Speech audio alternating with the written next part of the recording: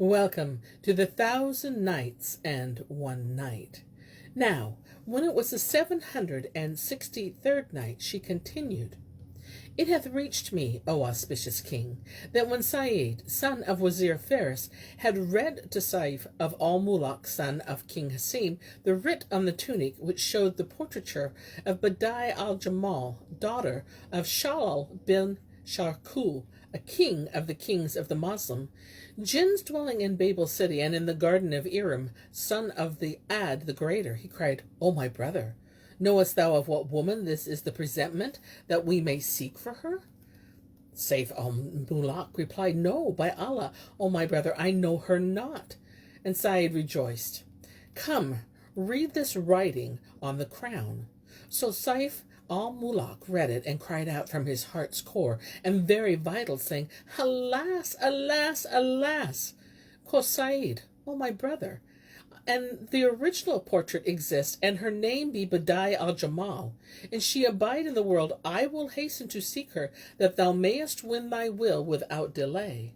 But Allah upon thee, O my brother, leave this weeping, and ascend thy throne, that the officers of state may come in and do their service to thee.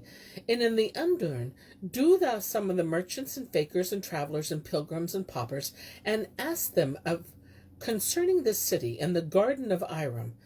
Happily by the help and blessing of Allah, extolled and exalted be he, some one of them shall direct us thither. So when it was day, Sayf Al-Muluk went forth and mounted the throne, clasping the tunic in his arms, for he could neither stand nor sit without it, nor would sleep visit him save it were with him. And the emirs and wazirs and lords and officers came into him. When the divan was complete, all being assembled in their places, he said to his minister, Go forth to them, and tell them that the king hath been suddenly struck by sickness, and he, by Allah, hath passed the night in ill case.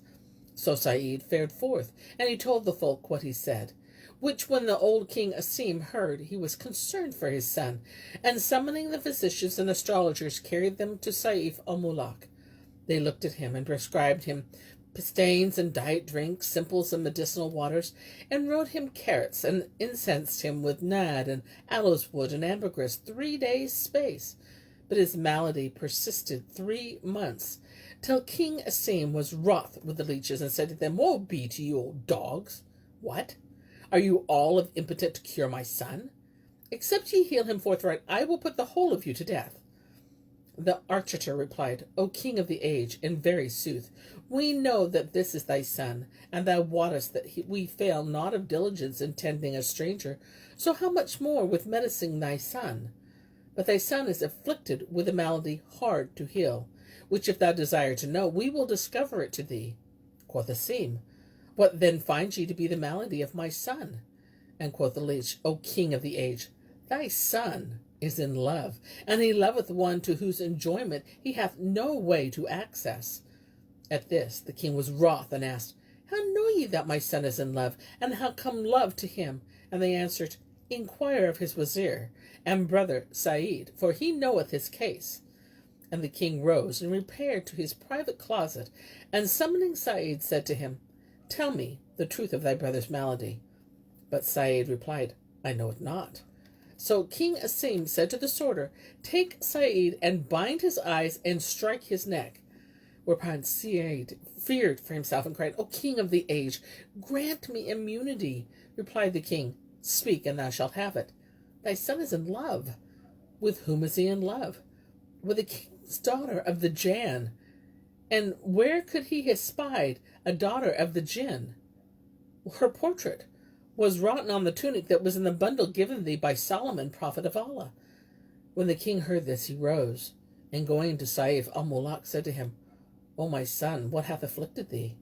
What is this portrait whereof thou art enamored, and why dost thou not tell me? He replied, O my sire, I was ashamed to name this to thee, and could not bring myself to discover aught thereof to any one at all. But now that thou knowest my case, look how thou mayest do to cure me. Rejoined his father, What is to be done? Were this one of the daughters of men, we might devise a device for coming to her, But she is the king's daughter of the jinns, and who can woo and win her, save it be Solomon David's son, and hardly he. However, O my son, do thou arise forthright, and hearten thy heart, and take horse, and ride out a hunting, or to weapon play in the Maidan. Divert thyself with eating and drinking, and put away cark and care from thy heart.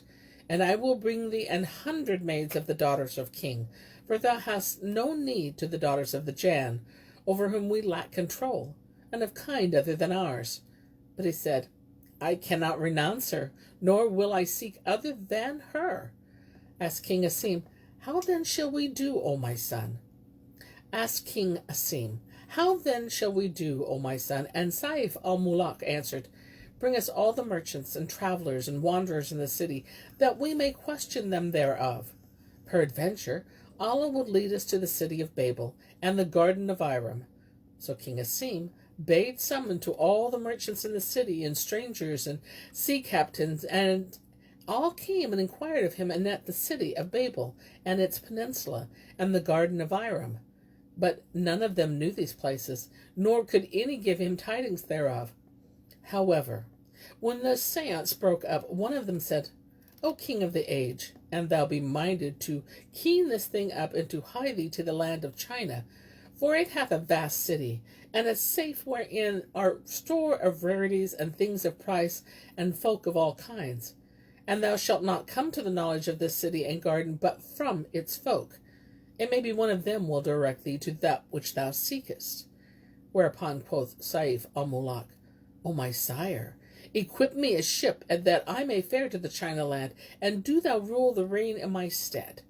Replied the old king, O my son, abide thou on the throne of thy kingship, and govern thy commons, that I myself will make the voyage to China, and ask for thee of the city of Babel and the garden of Iram. But Sayf Al-Muluk rejoined, O my sire, in very sooth, this affair concerneth me, and none can search after it like myself. So come what will, and thou give me leave to make the voyage, I will depart and wander a while. If I find trace or tidings of her, my wish will be won, and if not, belike the voyage will broaden my breast, and recruit my courage. And happily by foreign travel, my case will be made easy to me, and if I live, I shall return to thee safe and sound. And Shahrazad perceived the dawn of the day, and ceased to say her permitted say. Now, when it was the 764th night, she pursued, It hath reached me, O auspicious king, that Sayf Al-Muluk said to the sire King Asim, Equip me with a ship, that I may fare there into the China land, and search for the object of my desire. If I live, I shall return to thee safe and sound. The old king looked at his son, and saw nothing for it but to do what he desired. So he gave him the leave. He wanted and fitted him 40 ships, manned with 20,000 armed Mamelukes, besides servants, and presented him with great plenty of money and necessities, and warlike gear, as much as he required. When the ships were laden with water and victuals, weapons, and troops, Sayf Al-Muluk's father and mother farewelled him. And King Asim said, Depart, O my son, and travel in weal and health and safety. I commend them to him with whom deposits are not lost. So the prince bade adieu to his parents, and embarked with his brother Said, and they weighed anchor and sailed till they came to the city of China.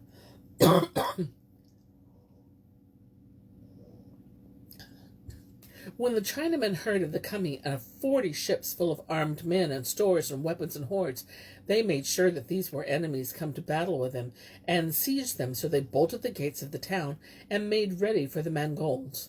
But Sayf Al-Muluk, hearing of this, sent 2 of his chief Mamelukes to the king of China, bidding them to say this, This is Sayf Al-Muluk, son of King Asim of Egypt, who was come to thy city as a guest, to divert himself by viewing thy country a while, and not for conquest or contention. Wherefore, an thou wilt receive him, he will come ashore to thee, and if not, he will return, and will not disquiet thee nor the people of thy capital. They presented themselves at the city gates, and said, We are messengers from King Sayf Al-Muluk. Whereupon the townsfolk opened the gates, and carried them to the king, whose name was Fakfur Shah, and between whom and the king Asim there had erst been acquaintance. So when he heard that the newcomer prince was the son of King Asim, he bestowed robes of honor on the messengers, and bidding open the gates, made ready guest gifts, and went forth in person with the chief officers of the realm to meet Sayf Al-Muluk, and the two kings embraced. Then Fogfur said to his guest, Welcome, and welcome, and fair cheer to him who cometh to us. I am thy slave, and the slave of thy sire. My city is between thy hands to command, and whatso thou seekest shall be brought before thee. Then he presented him with the guest gifts, and victuals for the folk at their stations. And they took horse with the Wazir Said and the chiefs of their officers, and the rest of their troops, and rode from seashore to the city. And they entered with cymbals, clashing, and drums, and beating in token of rejoicing. There they abode in the enjoyment of fair entertainment for 40 days, at the end of which quoth the king of China to Sayf Al-Muluk, O son of my brother, how is thy case? Doth my country please thee? And quoth Sayf Al-Muluk, May Allah Almighty long honor it with thee, O king. Said Fogfur, Naught hath brought thee hither, save some need which hath occurred to thee. And whatso thou desirest of my country, I will accomplish it to thee. Replied Sayf Al-Muluk, O king, my case is wondrous, and told him how he had fallen in love with the portrait of Badi'a Al-Jamal, and wept tears. When the king of China heard his story, he wept for pity and solitude for him, and cried, What wouldst thou have now, O Sayf Al-Muluk? And he rejoined, I would have thee bring me all the wanderers and travelers and seafarers and sea captains, that I may question them of the original of this portrait. Perhaps one of them mayest bring me tidings of her. So Fogfur Shah sent out his nabobs and chamberlains and bodyguards to fetch all the wanderers and travelers in the land, and they brought them before the two kings, and they were numerous in company. Then Sayf Al-Muluk questioned them of the city of Babel, and the garden of Iram, but none of them returned him a reply, whereupon he was bewildered, and wist not what to do. But one of the sea captains said to him, O auspicious king, and thou wouldst know of this city and that garden up, and hie thee to the islands of the Indian realm. Thereupon Sayf Al-Muluk bade bring the ships, which being done, they freighted them with the vivers of water and all that they needed, and the prince and his wazirs re-embarked with all their men, after they had farewelled King Fogfur Shah. They sailed the seas 4 months with a fair wind and safety and satisfaction, till it chanced that one day of the days there came upon the wind, and the billows buffeted them from all quarters. The rain and hail descended on them, and during 20 days the sea was troubled for the violence of the wind. Wherefore the ships drave one against the other, and brake up, as did the carracks, and all on board were drowned, except Sayf Al-Muluk and some of his servants, who saved themselves in a little cock boat. Then the wind fell by the decree of Allah Almighty, and the sun shone out. Whereupon Sayf Al-Muluk opened his eyes, and seeing no sign of the ships, nor aught but sky and sea, said to the Mamelukes who were with him, Where are the carracks and the cockboats, and where is my brother Said? They replied, O king of the age, there remain nor ships, nor boats, nor those who were therein, for they all drowned and became food for fishes. Now, when he heard this, he cried aloud, and repeated the saying with which saith that no one be confounded, and it said, There is no majesty, and there is no might, save in Allah, the glorious, the great. Then he fell to buffeting his face, and would have cast himself into the sea, but his Mamelukes withheld him, saying, O king, what will this profit us? Thou hast brought all this on thyself, for hadst thou hearkened to thy father's word not, there had betided thee. But this was written from all eternity by the will of the Creator of souls. And Shahrazad perceived the dawn of the day, and ceased to say her permitted say.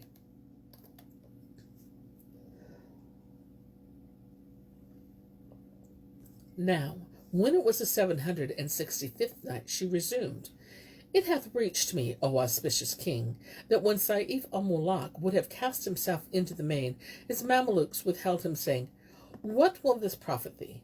Thou hast done this deed by thyself, yet was it written from all eternity by the will of the Creator of souls, that the creature might accomplish that which Allah hath decreed unto thee. And indeed, At the time of thy birth, the astrologers assured thy sire that all manner troubles should befall thee. So there is naught for it but patience, till Allah deliver us from this our strait, replied the prince. There is no majesty and there is no might save in Allah, the glorious, the great. Neither is there refuge nor fleeing from that which he decreeth. And he sighed, and he recited these couplets. By the compassionate, I'm dazed about my case, for lo, troubles and griefs beset me sore. I know not whence they grow. I will be patient, so the folk that I against a thing, bitterer than very aloe's self, endured have may know. Less bitter than my patience is the taste of aloe's juice. I've borne with patience what's more hot than coals with fire aglow. In this my trouble what resource have I, save to commit my case to him who orders all that is for weal or woe? Then he became drowned in the depth of thoughts, and his tears ran down upon his cheek like torrent rain, and he slept a little while of the day, after which he awoke and sought of food somewhat. So they set meat before him, and he ate his sufficiency, till they removed the food from before him. Whilst the boat drove on with them, they knew not whither it was wandering. It drifted with them at the will of the winds and the waves, night and day, a great while, till their victuals were spent, and they saw themselves shent, and were reduced to extreme hunger and thirst and exhaustion. And behold, suddenly they sighted an island from afar, and the breezes wafted them on till they came hither. Then, making the cockboat fast to the coast, and leaving one therein to guard it, they fared on into the island, where they found abundance of fruits of all color, and ate of them till they were satisfied. Presently they saw a person sitting among those trees, and he was long-faced, of strange favour, and white of beard and body. He called to one of the Mamelukes by his name, saying, Eat not of these fruits, for they are unripe, but come hither to me, that I may give thee to eat of the best and the ripest. The slave looked upon him and thought that he was one of the shipwrecked, who had made his way to the island, so he joyed with exciting joy at sight of him, and went close up to him, knowing not what was decreed to him in the secret purpose, nor what was writ upon his brow. But when he drew near, the stranger in human shape leaped upon him, for he was a Marid, and riding upon his shoulder blades, and twisting one of his legs round about his neck, let the other one hang down upon his back, saying, Walk on, follow, for there is no escape for thee from me, and thou art mine, ass.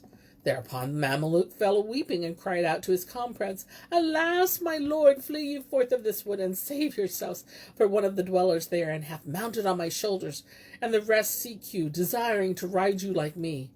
When they heard these words, all fled down to the boat, and pushed off to the sea, whilst the islander tarried with them into the water, saying, Whither wend ye? Come tarry with us, and we will mount on your backs, and give you meat and drink, and you shall be our donkeys.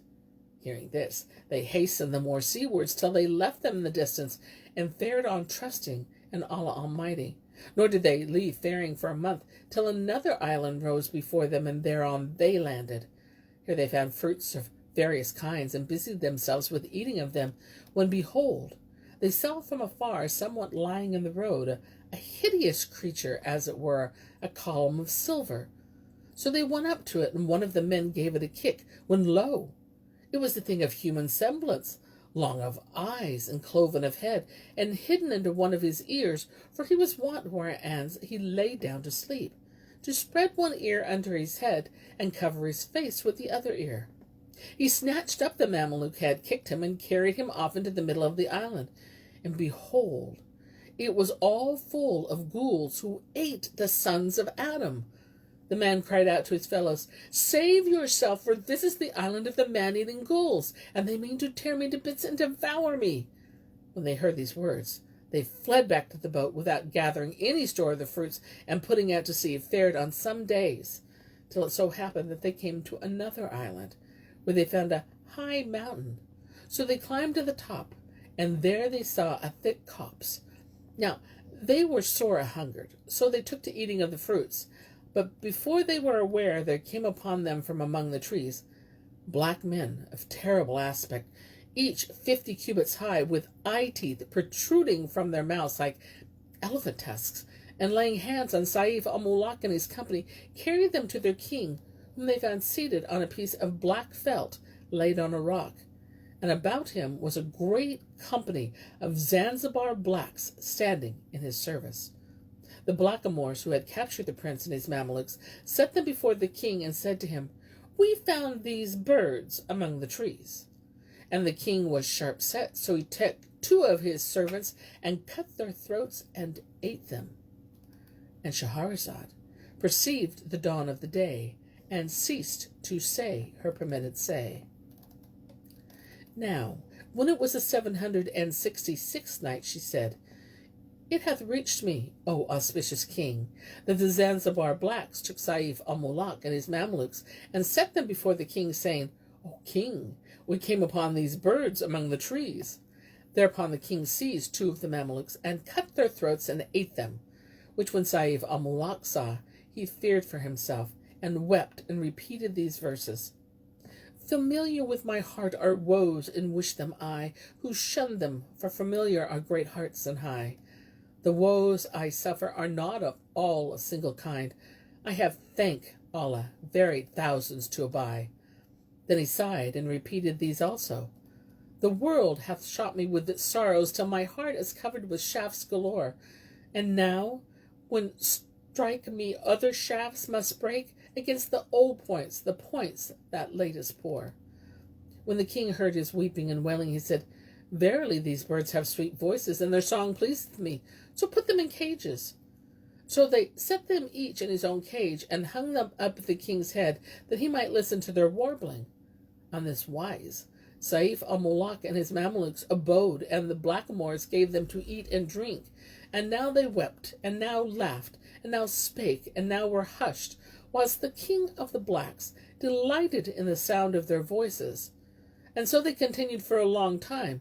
Now this king had a daughter married in another island, who, hearing that her father had birds with sweet voices, sent a messenger to him seeking of them.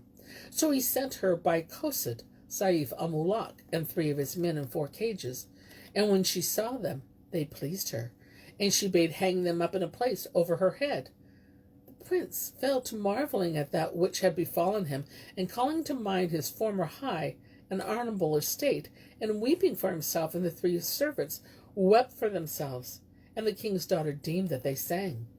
Now it was her wont, whenever anyone from the land of Egypt or elsewhere fell into her hands, and he pleased her, to advance him to great favor with her. And by the decree of Allah Almighty, it befell that when she saw Sayf Al-Muluk, she was charmed by his beauty and loveliness and symmetry and perfect grace, and she commanded to entreat him and his companions with honor, and loose them from their cages. Now, one day she took the prince apart, and would have enjoyed her, but he refused, saying, "O my lady, I am banished white, and with passion for a beloved one in piteous plight, nor with others will I consent to love delight." Then she coaxed him and importuned him, but he held aloof from her, and she could not approach him, nor get her desire of him by any ways and means. At last, when she was weary of courting him in vain, she waxed wroth with him and his Mamelukes, and commanded that they should serve her and fetch her wood and water. In such condition they abode 4 years, till Sayf Al-Muluk became weary of his life, and sent to intercede with the princes, so happily she might release them, and let them wend their ways, and be at rest from their hard labor. So she sent for them, and said to them, "If thou wilt do my desire, I will free thee from this thy durance vile, and thou shalt go to thy country safe and sound." And she wept, and ceased not to humble herself to him, and wheedle him, but he would not hearken to her words. Whereupon she turned from him in anger, and he and his companions abode on the island in the same plight. The islanders knew them for the princess's birds, and durst not work them any wrong, and her heart was at ease concerning them, being assured that they could not escape from the island. So they used to absent themselves from her 2 and 3 days at a time, and go round about the desert parts in all directions, gathering firewood, which they brought to the princess's kitchen, and thus they abode 5 years. Now one day it so chanced that the prince and his men were sitting on the seashore, devising of what had befallen, And Sayf Al-Muluk, seeing himself and his men in such case, bethought him of his mother and father, and his brother Said, and calling to mind what high degree he had been in, fell a weeping and lamenting, passing sore, whilst his slaves wept likewise. Then said they to him, O King of the age, how long shall we weep? Weeping availeth not, for this thing was written on our brows by an ordinance of Allah, to whom belong might and majesty. Indeed, the pen runneth with that he decreeth, and naught will serve us but patience. Haply Allah, extolled and exalted be he, who hath saddened us, shall also gladden us. Quoth he, O my brothers, how shall we win free from this accursed woman? I see no way to escape for us, save Allah of his grace deliver us from her. But methinks we may flee and be at rest from his hard labor. And quoth they, O King of age, whither shall we flee? For the whole island is full of gulls, which devour the sons of Adam. And whithersoever we go, they will find us there, either eat us or capture and carry us back to that accursed king's daughter, who will be wroth with us. Sayf Al-Muluk rejoined, I will contrive you somewhat whereby, peradventure, Allah Almighty shall deliver us, and help us to escape from this island. They asked, And how wilt thou do? And he answered, Let us cut some of these long pieces of wood, and twist ropes of their bark, and bind them one with another, and make of them a raft, which we will launch and load with these fruits. Then we will fashion us paddles, and embark on the raft, after breaking our bonds with the axe. It may be that Almighty Allah will make it the means of our deliverance from this accursed woman, and vouchsafe us a fair wind to bring us to the land of Hind, for he over all things is almighty. Said they, Write as I read, and rejoiced thereat with exceeding joy. So they arose without stay or delay, and cut their axes wood for the raft, and twisted ropes to bind the logs, and at this they worked a whole month. Every day after evening they gathered somewhat of fuel and bore it to the princess's kitchen, and employed the rest of the 24 hours working at the raft. And Shahrazad perceived the dawn of the day, and ceased to say her permitted say. And so do I cease my telling of this tale, till it be morrow.